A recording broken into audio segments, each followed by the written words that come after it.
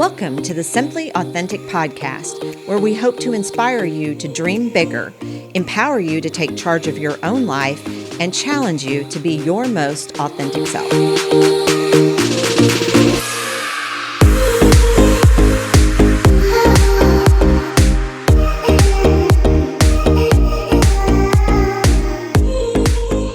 Welcome back to the Simply Authentic podcast. I'm Angie Mullings. And I'm Tanya Murfin. And we have a guest in studio today. So in August, we're focusing our efforting on education because it's back to school time. So we have Lori Wilson, the Superintendent of Ozark School District, with us today. Welcome, Hello. Lori. Welcome. Thank you for having me. Yeah. You're welcome. Thanks for coming. So, Lori, as we get started here, why don't you just tell us about your background in education, what you've done along the way to lead you up to your superintendent spot? Sure. I have a little bit of a unique background because I did not get into education right out of college. Okay. I went the business route and have a degree in accounting, and so I was able to go that route for about 11 years.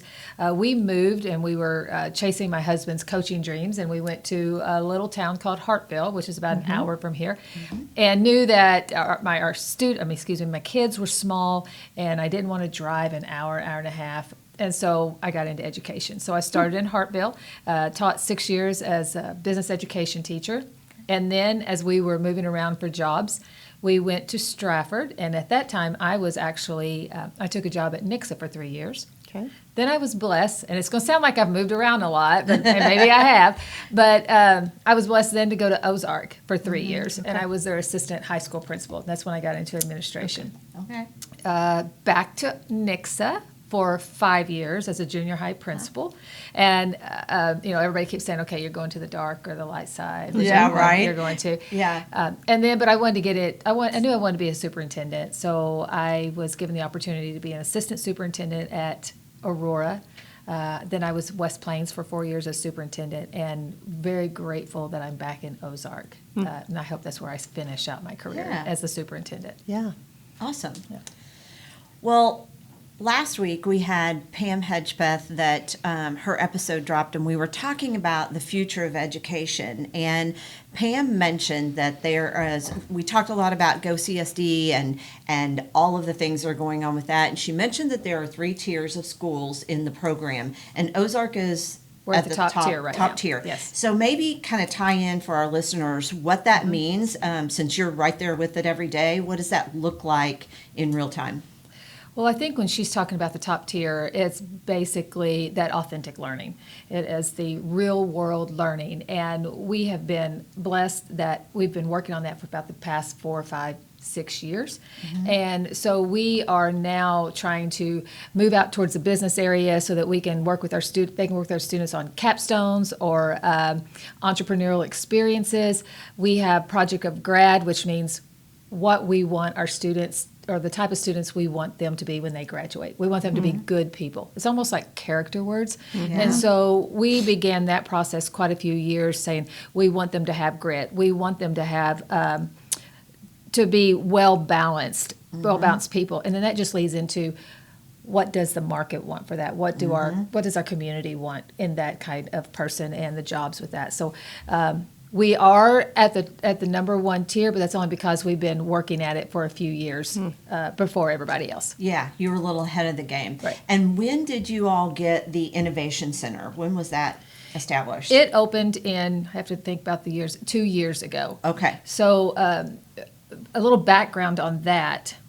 We are a comprehensive high school. And so a comprehensive high school means that we try to have the general education, reading, math, or all of those. But we also have most of our vocational classes in-house too. So we do not send our students to OTC. Okay. We try to take care of it all in-house. Okay. And so a few years ago, there was the push that we definitely want to be more purposeful with that.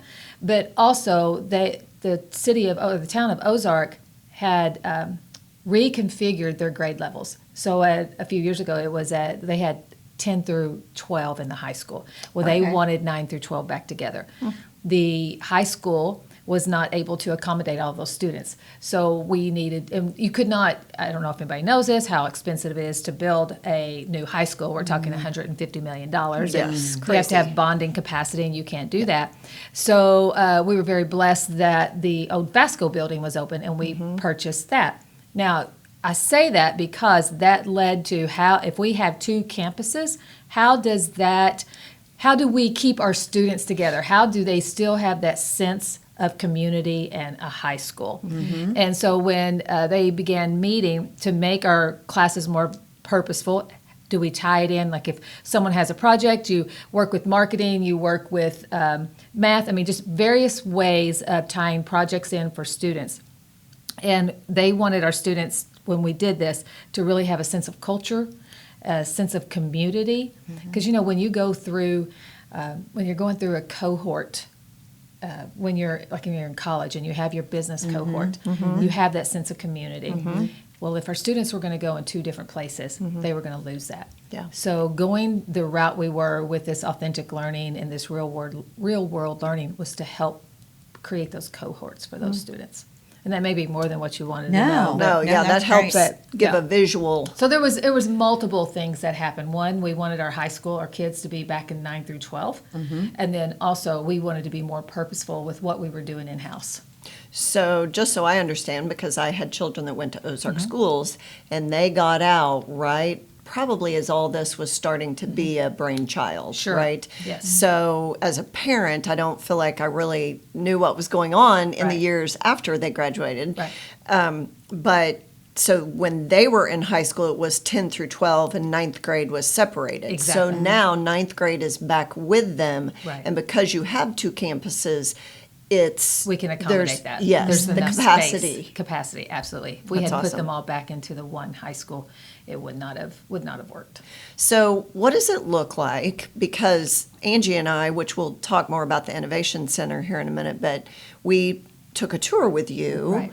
Was that earlier this year or last Yes. year? Time goes by fast. Yeah. I know. Yeah. I think it was in the spring. Put, I yeah, think it the was too. early spring of Right. this year. Yeah. And so, wow, our experience was amazing. And just to hear Innovation Center, you think, oh, wow, what's that mean? Right. But to actually see it and walk through it and get the tour that we got with you and one of your principals, it really opened our eyes to what academics looks like these days. It looks very different. It's so Or starting to different. look different. Yeah. So when you started going this route so many years ago, what are the beginnings? And I know you weren't probably at Ozark yet, right. but how do you start to get everybody on board with that? And I know that Ozark passed a $26 million bond We did, issue right. because obviously to go buy the FASCO building, you had to have some money. Yes, ma'am. And to come up with what it looks like inside, you wanted to do it right. If you're going to go down this road, let's do it right. Right. So how do you start to get your community, not only the outside community, but your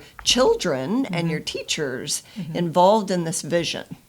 Well, like you said, it was before I got there. Yes. But I know they had numerous planning meetings, and I think it started from that long-range planning meeting that we Yes. have every year, that we want our students, we want our high school to be back to a 9-12. So how do you make that happen? You can't afford to build a new building. So what do we have in town that can help with that? And so the FASCO building was purchased.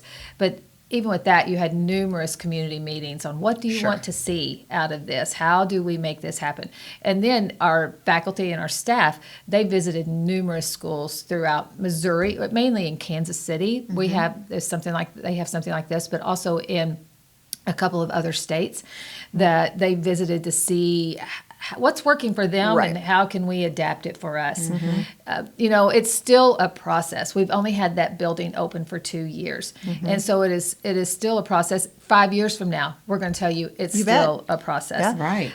I think that as we talk to students, they are truly appreciating what we're trying to do. When you walk into the Innovation Center, it's almost like walking into a community college because how it is set up is that there are learning spaces throughout the building. It's not just in the classroom. We think that they can learn in the hallway. And anybody, we would be happy to give anybody a tour. But I hope that you noticed the red walls that we had everywhere, and you can write on those. And so I've seen numerous times where the biology teacher has them in the hallway learning and writing all over these walls. We have TVs set up everywhere so that they can have group learning. And it's not just the teacher leading it. The students, okay, they need to take ownership of their own learning and work collaboratively. And so we have different pods set up throughout the building just so that, okay, can we go out here and work together? Sure you can. And so it is an area that they have, like I said, more ownership and more freedom than what they do at the high school. And a lot of that is because of the structure of the high school. Hallways, classes off the hallways, where the Innovation Center is much more open. Yeah. Oh, for sure. It was so impressive, and I think Tanya and I were jealous. We want to go back to high school if it's going to look like that, right? It is. It was amazing. Big, wide open spaces. Kids being able to be kids, but also in those different. We saw them actually learning in different pods, like you mentioned, not just in the classroom. And the thing that I noticed was there wasn't a lot of like goofing off. Yeah. Right. They were well behaved. They acted like they had a sense of purpose. They and I don't know if you can speak to graduation rates or anything like that, or anything with regard to their behavior since you've had that open. Well, it's still too early to see if we're having a boost in graduation rates. Our graduation rate is pretty high as it is. It's right at 98%. Okay. But from a discipline aspect, what we have found in the 2 years it's been open, the discipline in that building is lower than the discipline in the original high school building. And I think it is because you are giving the students the ability to choose what they want to do and to be a little more grown up, but also just the whole structure of it. When you have, if you think about it, when you have 1,800 or 1,900 students, that's bigger than a lot of the towns in our state, in the state of Missouri. Yeah. Yes. And you have them in one building. Yes. Okay, so you're going to have problems. Yes. And if you start spreading them out, you have fewer and fewer problems. Yeah. And so just having the two different buildings has really helped from that area. Yeah. Awesome. And so when we had made our visit, we talked about children being introduced to this type of learning at a younger age, Yes. 5th, 6th grade. That's what we're hoping. Yeah. We will get there. Eventually, Yeah. yes, so that they can start to maybe hone in on what their interests are. Right. So versus the old model, and correct me if I'm wrong, the old model, you get into high school and suddenly you're starting to be pushed to look at a program that might push you in a direction of Right. what your skill level is in a certain area or what you enjoy doing or what have you. So the theory is that at a much younger age, children are going to start to hone in on their skill Right. levels and what their interests Right. are. So what does that look like moving forward with those younger ages being able to go experience some of this technology and some of this real world learning, Right. if you will, Right. in the Innovation Center? So we're actually beginning that push this year. Okay. So we are working on something that's with the Holland codes. It's called RIASEC. It's RIASEC.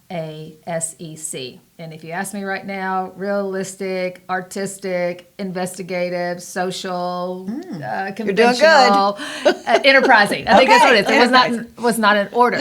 But we want our teachers and our students to speak the same language. Yes. Okay, and so, but also we want them to start finding out what am I good at or not good at, because I think that is just as important. Just as important. That Absolutely. I have gone through all of this and I really hate doing it. Why did I spend all my time? So if we can have them learn a little quicker to figure that out, it'd be great. But we want to speak the same language. And so what the goal is by the time they're in the 5th grade, we'll have them take just a quick 30-question interest survey, and it tells them if they are an RIASEC. Okay. And that gives them a lot of careers to look at. But it's also not just that one career.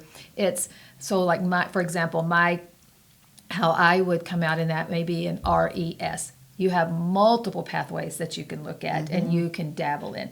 So we want to start that at the 5th grade. But we're also going to have at the elementary teachers having conversations. You know, if they're teaching a science lesson and they're saying, okay, if a scientist, if the job is to be a scientist, what code does that fall in? That's a whatever it is. And so you could just start having the conversations there. Planting the seed. Planting the seeds. And then when you get into 5th and 6th grade, you start taking this test. And what we want to do is to be able to eventually say, okay, if this group really falls in this one category, let's go over and look at the Innovation Center to see how where this could lead to. Right. And then we want to just build on that through the junior high, have more career days. I would like to see businesses come in, and we would have them categorized by the different codes, so that when they have their own career day and a junior high student wants to go look at this business and listen to them, they know it fits in their pathway. So just be a little more purposeful on that. I hope that answered your question. Oh, absolutely. Yeah. And it also just, as a parent, I think it makes you appreciate the school system that much more, that their little one that is coming home at what I still feel like is a very young age, Yes. 5th or 6th grade, they're starting to take a path to thinking and talking about.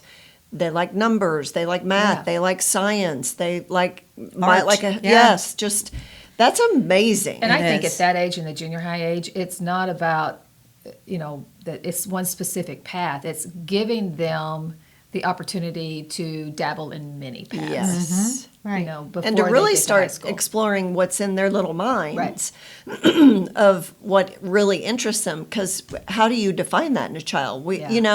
Yeah, I can mean- remember coming home and putting words or putting careers on the refrigerator, and I Yeah. say, "Look, boys, marine biologists. Have you thought about that?" Yeah. No, Mom. Let's Yeah. move on.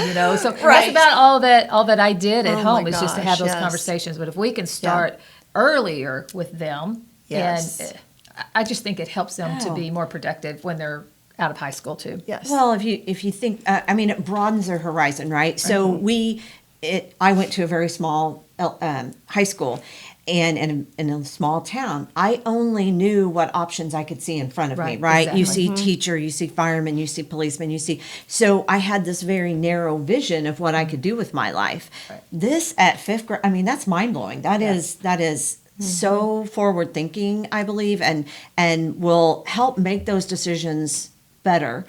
Not every kid is headed to a 4-year college, No. and that's not always. And hopefully, this process helps them figure that out. Right. Is a 4-year college right for me? Is a skilled training of some sort right for me? Am I right to just go into the workforce because I'm going to graduate, hopefully, with some sort of a elevated degree, right, based on the program? It's just so.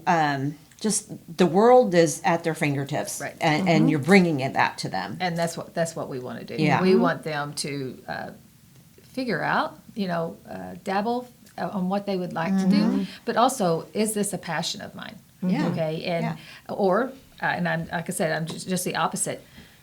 I don't like this, and there's no way Exactly. I'm good. I would rather them know that before they got out of high school than when they went to college absolutely. and Sure. spent the money on it. Exactly. Yeah. And Yeah. be able to make that change in direction while they're still, still in high school. Right. And what does that look like for a child? So let's say they are good at math, like math, and come into the Innovation Center with whatever plan is made Right. for them. In 8th grade, they are all supposed to have an ICAP, which means they are supposed to have some type of plan. Okay. for their- And that is throughout the state of Missouri. Okay. It's not just an Ozark thing. Okay. Through Okay. the state of Missouri.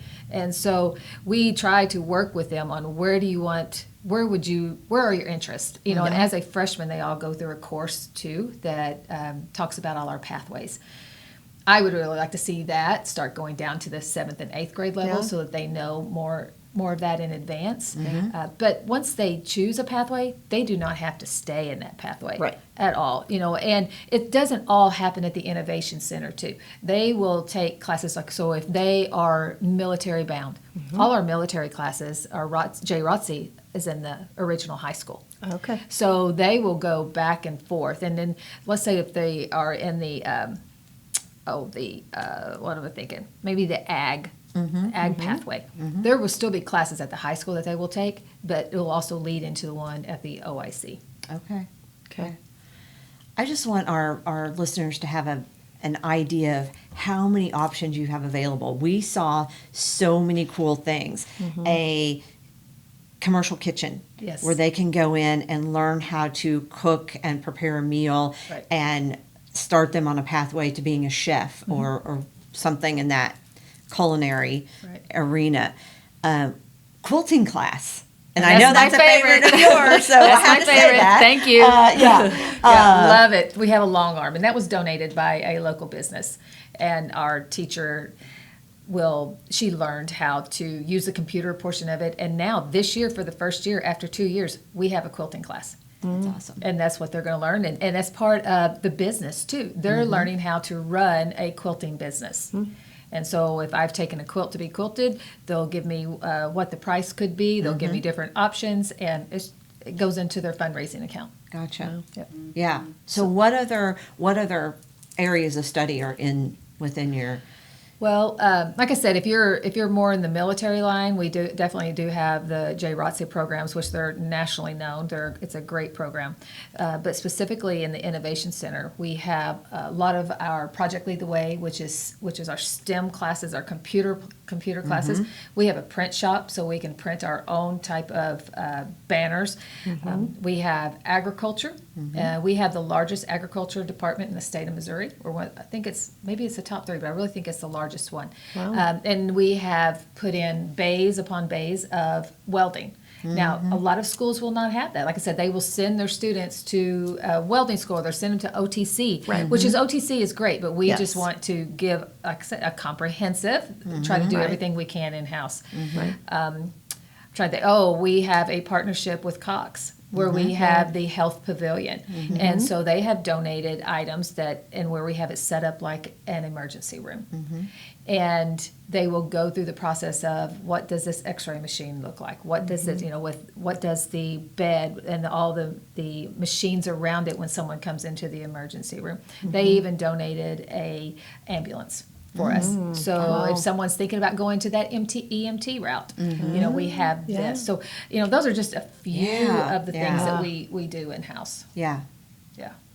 Yeah, it's an amazing experience, really, to walk through and see. And it doesn't, if you didn't know better, like you were blindfolded and dropped off for the day and didn't see Ozark High School anywhere, Right. you really would think you were somewhere that was running a business, right? Because it's that authentic. Yeah. We have, with our DECA kids, we built a coffee shop. Yes, Like I remember shop. seeing that. And Yeah. the goal is we have meeting space, conference rooms, and then we built a coffee shop so that if we're having a meeting, every adult wants to have coffee about 10 o'clock. And so the students would actually, make the coffee and serve us because we would go up to the window and order it and pay for it just like you would anywhere else. So those are some of the more long-term or forward-looking things that we're wanting to do. Yeah. That's amazing. Really is. So, from a business perspective, I mean, what can help your programs grow? What do you need from the community and from businesses, I guess? How can people be involved and help this program become even better than what it is? I think things like this, getting the word out about what we're trying to do. We have Lee Jennings, she's our director of academies, and she tries to go and have conversations with businesses to let them know what we can do. We need to do a great job in-house of marketing and telling our story, so it has to start there. But also realizing that a business, they can come to us with a problem or with an issue, and we will do our best to help address that. We want our students to be in the businesses with them, but we do not want them to be treated like students. We wanted them to be treated like workers. Right. And that means telling them no. That means telling them that, thank you, that was a great start on this project, but that's not what we that's see. not what. Right. So you're gonna have to Yeah. go back to the drawing board Yeah. and let's try it again. I think that's where sometimes the disconnect is between businesses and students. Students aren't used to hearing Right. that, Yeah. and they need to learn it. And businesses, they don't want to hurt the students' feelings. Yeah. Yeah. Yeah. So we need those types of things. We need our students, you had mentioned that we want to do that diploma and it's called market value assets. And so we want them to have capstones. We want them to have the entrepreneurial experiences. There's just we are still investigating and working, but we're willing to talk to anybody and to figure out what's best for our students. Yeah. Kansas City does a really good job of this, but they're about 10 years ahead of us. Sure. Yeah. And so they've been more than willing to help us, and we just need to develop that in this area. Yeah. And I think it would be great for businesses to understand that if they do have a problem, let's say they need help marketing, or they've got a new idea for a business and they want to know how to launch that. I mean, those are the kind of projects that these kids would love to work on, right?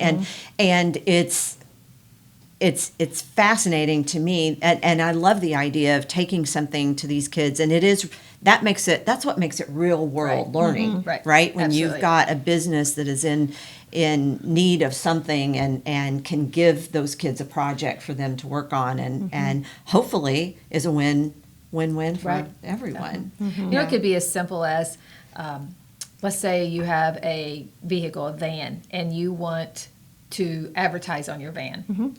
Well, how do you do that? Do you want to put a wrap on the van? Well, now let's talk to our group of students as a project, and they would go through the business aspect of it from a cost. They would go through the marketing and the graphic design part of it. They would go through the presentation, and then I would hope that the business would say, that's not exactly what I wanted. So let's talk about it and let's revisit it again. Yeah. So Yeah. that's the goal. Well, and it helps them when they get out of school. What we've heard from employers for several years now is that we do not have people that are skilled, have the soft skills. They don't know they just don't know how to behave in a work setting. Right. But you get these kids in their high school years learning how to interact with a business person. First of all, it gives them confidence, right? So, and they've gained that, and now they could be more successful in an interview. So just from the basic level of that, it's helping community and at the same time helping those kids. That is the goal, 100%. Especially with our portrait of a graduate, with our, and I want to say, like I said, it used to be called character words, and it still is. Yeah. But it is more of how do we teach our kids grit? How do we teach them to be learners? And they need to take all of those skills into the business world. Yeah. Absolutely. Yeah. So is there anything that is top of mind in the next 5 years of the Innovation Center right this second? I think developing that language and really being intentional as far as moving it down to the elementaries, because if you have 400 graduates, over 400, but only 60 of them at the high school level did a capstone, we need to work on that too. Sure. This is not going to be something that we accomplish overnight.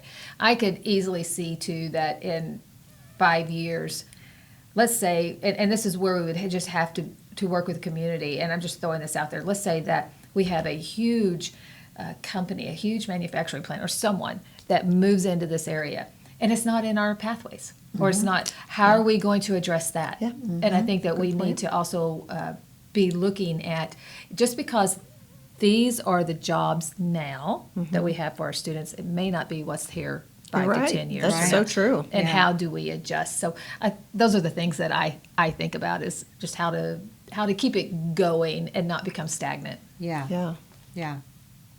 My mind goes to another of our guests we had on. Help me with her name, Angie, because she is a longtime friend of yours, but works in the Christian County developing. Christian Ryder. Yes. Yeah. In bringing in new companies to Christian County. And so I can see a good partnership there. Right. Of just, hey, FYI, we have this large corporation coming to our community, or coming to Greene County, because obviously they were working closely together. So that way you're always in the know. I would think that would be a good line of communication there. Yeah. I agree. Yeah. What would you say so we mentioned in the beginning that there's 3 tiers of schools that are kind of coming online. I mentioned Pam, and she's leading the charge with Go CSD, trying to get as many schools in the southern part of Missouri, that's her region, online with this. Right.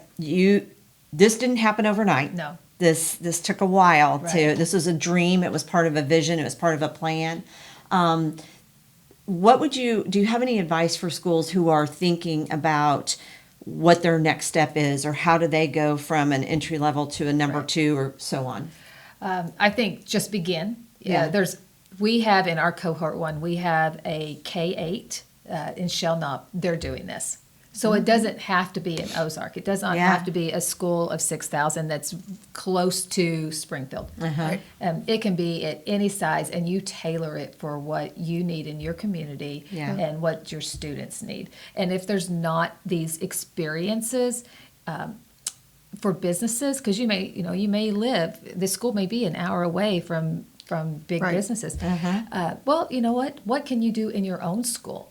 There's always a need in your own school Yeah. for some type of marketing. There is. How can you adjust what you're doing in your own school? And then I would say, go out and get the research and join the SRSN, which is what she's over. Yes. And I'm trying to, the Student Ready Success Network. Yes. It's Yes. Yes. all these acronyms. I know, right? In education.